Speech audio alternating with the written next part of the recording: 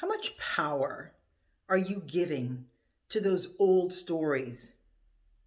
You know the ones where something happened to you 5, 10, 20 years ago, and you are living through right now. Those same kind of stories that are preventing you from getting to what you want. For example, it could be you were bullied as a child. It could be you got fired from a job. It can also be something like, I don't know, a boyfriend broke up with you or a girlfriend broke up with you, and it's just the death and destruction of you. What exactly are you making that moment in the journey that is the history of your life mean?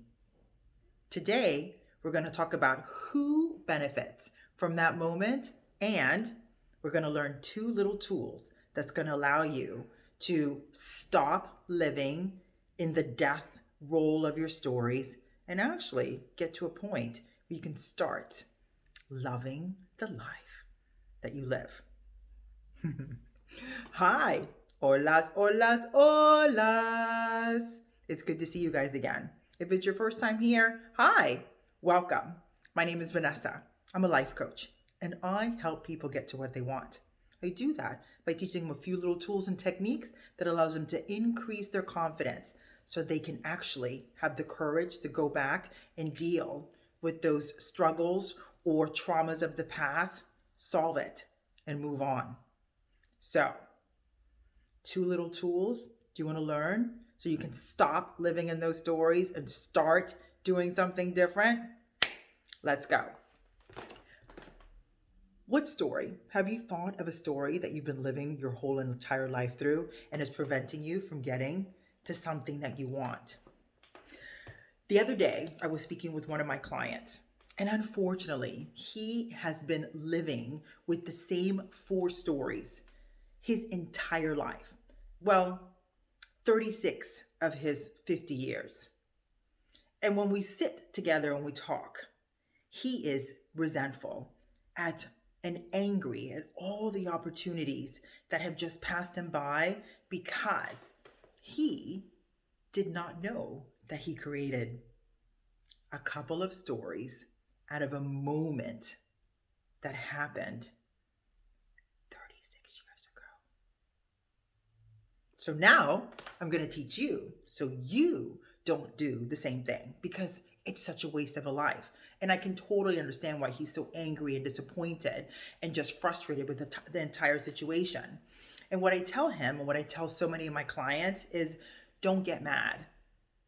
Don't get even. Not get even. That's not what I say. I say don't get mad because the thing is, you didn't have the tools to do anything different. Now you do. And it's never too late to do something else that allows you to move forward so that you can actually create the life that you love to live. So how do you do that? Bring up one of those moments because at the end of the day, all you're doing is just unpacking them and getting rid of the story that you put around them because you know that story turns into a limiting belief. And you know who's the only thing that benefits from you staying stuck in that moment? It's your ego. Because your ego doesn't want you to do anything scary. It doesn't want anything new. It wants to stay straight and easy. Don't want to do anything new. Don't want to push it because your ego is kind of like your amygdala or the lizard brain that's like, oh, what? I don't want to get hurt again. Oh my goodness. Going back to those things that we talked about at the very beginning. Oh my God, I was bullied as a child. It's terrible. And I can't do anything else because of the weight and the guilt. And I'm not saying that it's not a terrible thing because you know what? When I was 8 years old, I was teased for being a multiracial person and they called me a zebra. The thing is, I know what a zebra is because it's a mammal. I don't understand what it had to do with me. And the thing is, once my father sat down and explained to me that has nothing to do with me, it has everything to do with them because of their own insecurities, then I was able to use that. And even though at some points it does kind of goes like this when I was younger, now I don't give a rat's ass, and that's okay. So by using this little tool of 3 deep breaths to actually acknowledge the emotions that are screaming because they're so afraid. The ego doesn't want you to do anything different and change. Breathe past that so those emotions go by. And then use this great tool that I use all the time, and I call it the toggle. It's a way to switch back and forth between your emotions and logic. So your emotions, like your ego, look at it almost like it's that hurt 4-year-old little kid that's like, oh my God, you hurt my feelings so bad. It's terrible. And then your logic is like your best friend or a mentor or a parent that says, you know what, that's a tough situation. And I have compassion and love for you, but what are we going to do to move forward through this? That's exactly what your emotions and logic do. And what happens when you don't know that, you actually end up living in the fear of that moment that happened 5, 10, or 15 years ago, and you're afraid to do anything different. So you're afraid to go after that new job that you want. You're afraid to pursue that new love interest, or you're afraid to turn around and say, hey, don't you talk to me like that. I don't care what you have to say. That's on your court. Keep it over there because I'm great. You see the difference? So by giving yourself the space to address and unpack those fears of moments that happened 5, 10, 15 years ago, it allows you to be present and live in the moment. And do you know what happens when you're present and you're living in the moment? Magic. And be aware of the new things that are coming into your life because you're actually living in the present.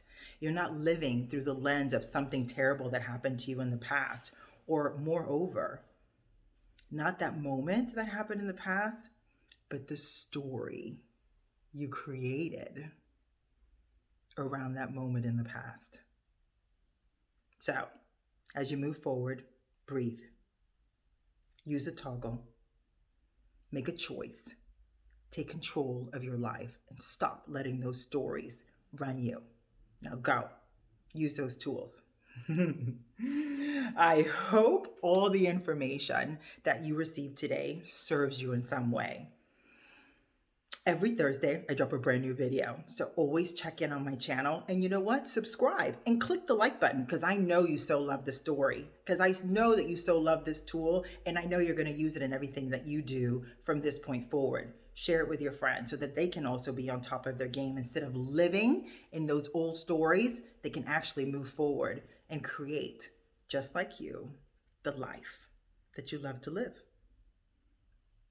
Much love. And remember, when we value ourselves, we value each other. Take care.